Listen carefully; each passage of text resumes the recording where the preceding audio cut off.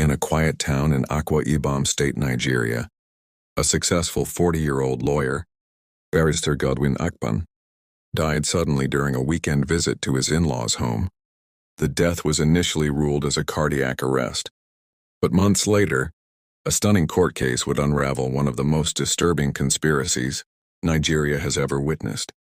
A wife, a Catholic Reverend father, a medical doctor, and a mother-in-law all found guilty in the mysterious death of a man who simply wanted the truth about his children. What started as suspicion over paternity ended in murder and a courtroom revelation that would leave the entire nation shaken. Barrister Godwin Akpan was a respected legal practitioner with 2 children and what seemed like a stable marriage to Uduak, a devout Catholic from a conservative family. They lived in Calabar, but Uduak frequently visited her hometown Ikom, where her mother and their family priest, Reverend Father Uche, lived for years. Godwin ignored whispers and rumors. People had told him privately that his children, especially the first boy, bore no resemblance to him. "Maybe it's just your wife's genes," he'd say with a smile, brushing it off. But in January 2022, while cleaning out old files, Godwin stumbled upon a set of old text messages and photos, backed up from Uduak's phone photos of her and Reverend Father Uche, together in ways that were far from priestly. At first he was in denial, but after quietly watching, tracking, and confirming his suspicions, Godwin made a decision. He was going to get a DNA test done for both children. When Godwin told Uduak he'd be traveling for a court case in Lagos, he was lying. He was planning to take the children's DNA samples to a private lab in Port Harcourt for discreet analysis. But Uduak, sensing something was off, insisted they travel to Ikom for a church celebration with her family. "A Reverend Father Uche will be blessing our children," she said. Godwin hesitated, but then thought maybe this would give him more reason to act once he got back. A peaceful weekend might help him organize his findings better. They arrived in Ikom on Friday evening. Uduak's mother, Madame Veronica, was waiting. "So was Father Uche." Godwin greeted them with his usual calm demeanor, but deep inside, he had already decided. If the DNA results confirmed what he feared, he would file for divorce and expose them. That night after dinner, Godwin felt nauseated. He blamed it on the pepper soup, but by midnight, he was in agony, vomiting, hallucinating, clutching his chest.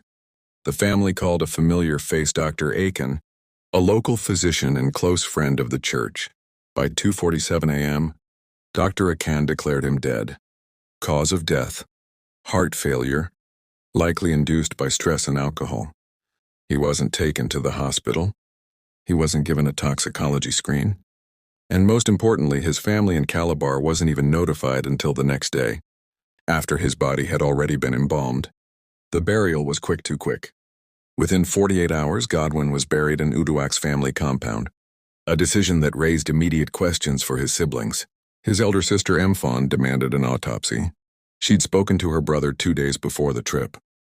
He was healthy, full of life, and not drinking at all. But Uduak and her mother resisted. He was sick. He had a weak heart, they claimed. Mfon wasn't buying it. She pulled strings, hired a private investigator, and contacted God's close friend and colleague, Barrister Kufri, who helped file a petition for exhumation and autopsy. When the court approved it 3 months later, the findings shook the case wide open. The body had high concentrations of atropine and phosphide poison commonly found in rodent killers. There were fresh needle punctures in his neck. He hadn't died of heart failure. He had been poisoned and then sedated. More shocking was what came next. Godwin's DNA test results finally came in. Neither of the 2 children were biologically his. Both were fathered by the same man. That man was Reverend Father Uche. Following the autopsy and the DNA results, the police reclassified the case as a homicide. Investigators obtained call logs, bank transactions, and private messages. Here's what they found: a series of deleted WhatsApp messages between Uduak and Reverend Uche, planning to silence him before he disgraces us all. Bank transfers from Uduak to Dr. Akpan marked as "thank you for discretion." A voice note recovered from Godwin's secondary phone where he said, "If anything happens to me, check Uduak, check Uche, I know what I saw. I'm not crazy." On August 18th, 2023, all four were arrested. Uduak for conspiracy, murder, and forgery. Reverend Father Uche for conspiracy, sexual abuse, murder, and child deception. Dr. Akpan for issuing false medical reports and aiding a murder. Madam Veronica for aiding and abetting and obstructing justice. The trial began in April 2024 at the Calabar High Court. It became one of the most publicized cases in Nigeria, labeled by the press as the Holy Father murder case. During the proceedings, disturbing revelations emerged. Reverend Uche had been having a relationship with Uduak since she was 21. He was the godfather to the children he secretly fathered. The church had ignored previous complaints from women about Uche's behavior. Dr. Akpan had falsified 3 different death certificates in the past for church clients. The judge called it a web of perversion, betrayal, and premeditated murder designed to protect the image of the guilty at the expense of the innocent. All 4 defendants were found guilty. Uduak, life imprisonment for conspiracy and murder. Reverend Uche, life imprisonment plus an additional 10 years for abuse of clerical office.